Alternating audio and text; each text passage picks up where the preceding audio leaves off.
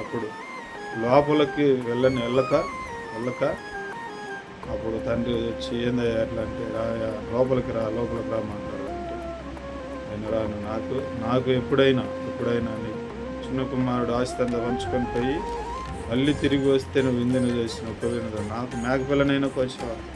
ఈనాడు ప్రియులారా, దయచేసి ఈ మాటలు మరి ఒకసారి ఆలోచన చేయాలి.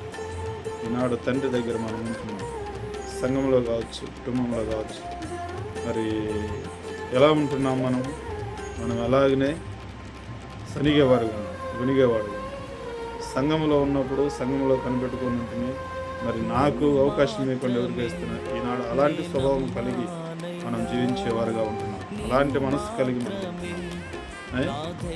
కుమారులుగా ఉన్నప్పుడు కూడా ఏమంటాడు, అతన్ని నువ్వు ఆస్తి ఎంత రైపించినా కూడా అతన్ని నువ్వు చూసావు, కానీ నన్ను ఎందుకు గమనించట్లేదు, నాకెందుకు చేయట్లేదు.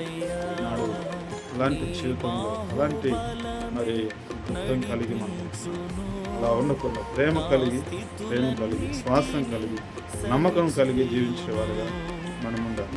నా సాక్ష్యం ఏంటంటే ఆ మాటల ద్వారాగా నాకు దేవుడు నా హృదయాన్ని తెచ్చాడని నేను ఆ రోజు నుంచి ఆ రోజు వరకు అలా ఉన్నప్పుడు నాకు వైరం ఎలా శరీరము పనిచేస్తుంది, మరి హృదయం మాత్రం తగ్గిస్తుంది.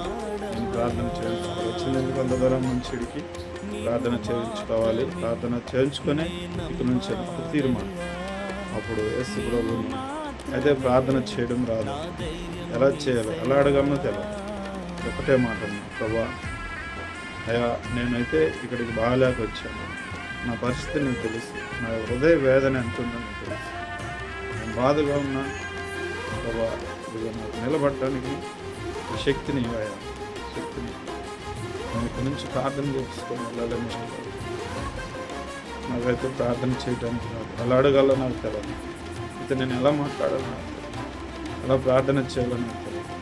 నిశ్చితమైతే నాకు నిలబడటానికి మోకాల మీద నిలబడలేదు, కూర్చోలేకపోతున్నాను, శరీరం సహకరించకపోతుంది. ఎందుకు ప్రభావం శరీరం అయితే లేచి వెళ్ళి పండుకోను, నేనైతే ప్రార్థన చేయించుకోవాలని ఇష్టపడతాను.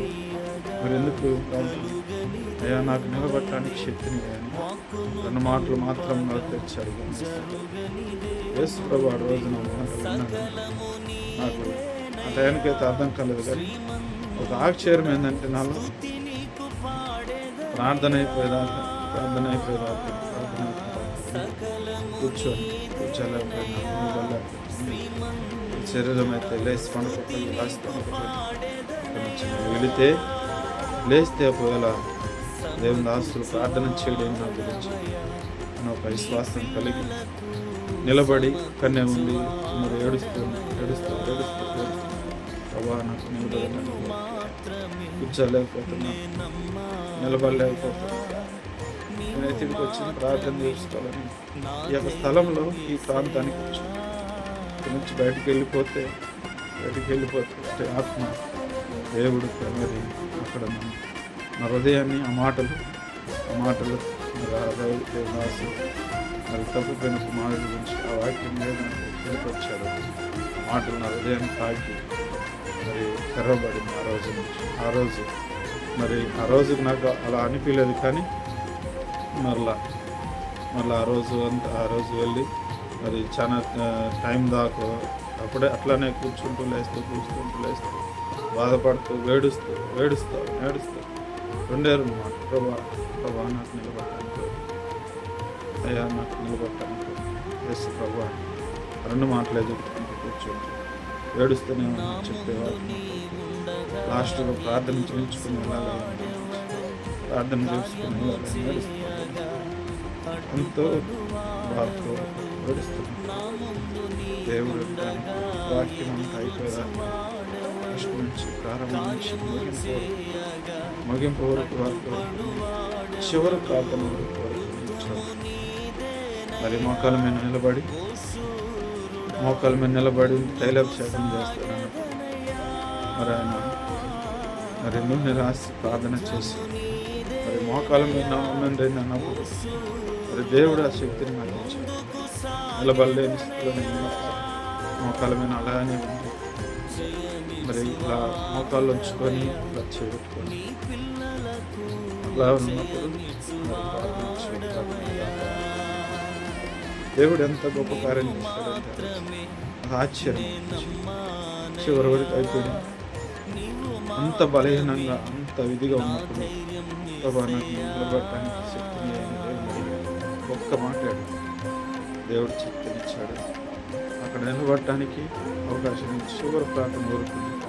ప్రార్థన చేయించుకొని మోకాలు నాలో నుంచి ఏదో వెళ్ళిపోయినట్టు అన్నప్పుడు అప్పుడు దేవుడు అయ్యా నాలో ఉన్న భారం అంతా ఆ యొక్క బరువుగా ఉన్నదంతా తేలిగ్గా ఉంది కూర్చొని మళ్ళీ అక్కడ ఆశీర్వాదమైన భోజనం మనం తెచ్చిపరిచాం.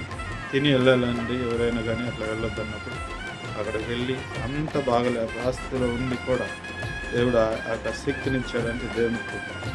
అప్పుడు ఎమ్మటే బాబా ఏం తెలవకపోయినా అయ్యా నాకు నిలబడిన శక్తి అలా ఉన్న భారం అంతా తీసేసి మీకు వందనాలు అనుకొని ఆడ భోజనం చేసుకొని బయలుదేరొచ్చు.